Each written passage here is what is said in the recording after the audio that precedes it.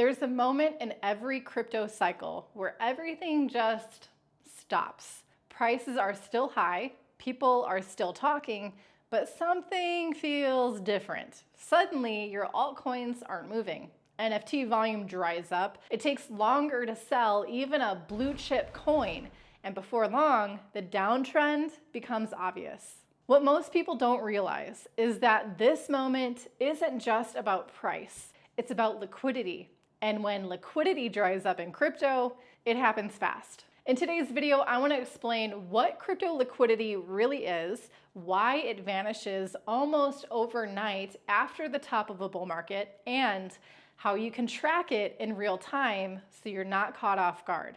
This topic isn't flashy, but it's one of the most important things you can understand if you want to protect your capital and thrive in this space long term.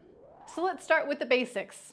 Liquidity simply means how easily something can be bought or sold without impacting its price. In crypto, high liquidity means there are plenty of buyers at every price level. You can sell your Bitcoin or altcoin quickly and you get a price close to what you expected. Low liquidity means the opposite. You might have to accept a worse price to sell or wait longer for someone to buy. During a bull market, liquidity surges. Everyone is active. New money is pouring in. Retail traders are buying every dip. Institutions are allocating and market makers are constantly rebalancing. Volume is high and order books are full.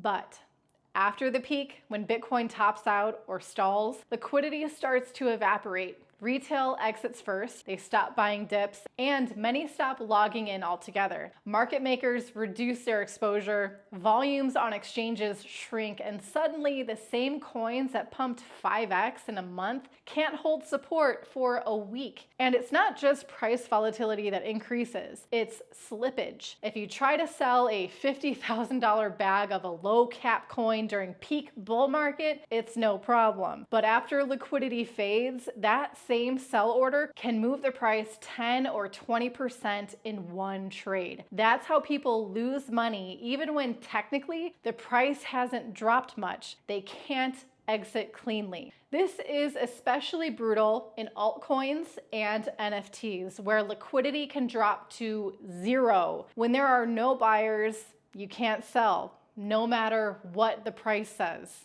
So how do you know when liquidity is starting to dry up? Let's go through some real tools you can use to track crypto liquidity. These are platforms I personally use and they're free or freemium, so anyone can start using them today. First up is CoinGecko. This is a great starting point for surface level liquidity analysis. When you click on any coin, scroll down to the markets section. Here you'll see where that coin is traded, what the 24-hour volume is for each pair, and something called the liquidity score. This score is a general indicator of how easily it is to buy or sell that asset on that specific exchange. Pay attention to the 24-hour volume. If you see a coin that had $50 million in daily volume 2 weeks ago, and now it's down to 10 million, that's a sign that interest and liquidity is fading fast. Next is DeFi Llama. This is essential if you're active in DeFi or holding tokens tied to decentralized applications. Go to DeFiLlama.com and on the homepage, you'll see total value locked or TVL across all chains. TVL measures how much crypto is locked into smart contracts like lending protocols, yield farms, and liquidity pools. If TVL is dropping sharply, it usually means people are withdrawing funds and exiting the ecosystem. And you can drill down by chain like Ethereum, Solana, or Arbitrum, and also by protocol like Uniswap or Aave. Look at how much capital is in the system. A 20% drop in TVL over a week is a serious red flag that liquidity is leaving. Now, if you want more advanced data, check out Token Terminal. This site focuses on the financial metrics of crypto protocols. It shows revenue, fees, and usage, real data about whether people are still interacting with the product. If fees and activity are falling off a cliff, it's likely that market participants and liquidity are leaving too.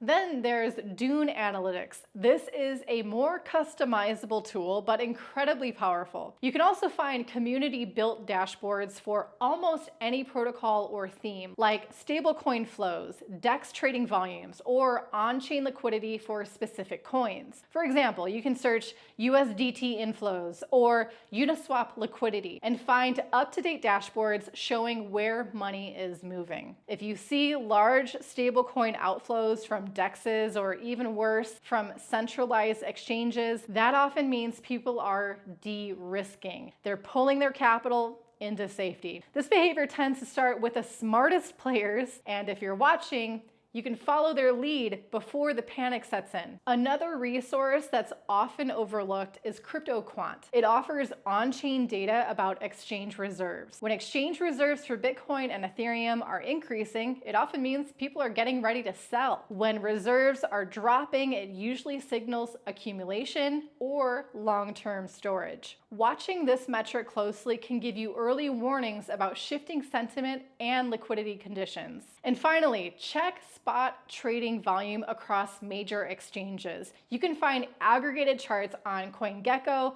CoinMarketCap, or TradingView. If the entire market is posting new all-time highs, but volume is steadily decreasing, that's divergence. It means the moves are being driven by fewer participants and the foundation is getting weaker.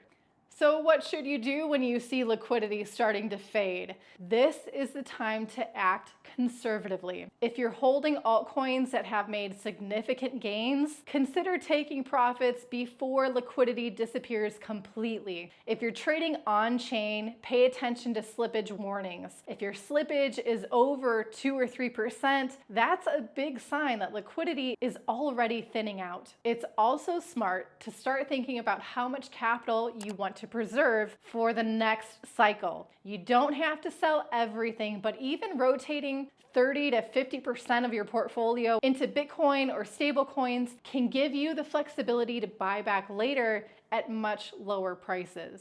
The key is to remember that once liquidity dries up, it's too late to exit smoothly. The window doesn't close all at once, but it closes quickly, and most people only realize it after the door has already slammed shut. So next time you feel like something is off in the market, go look at the data.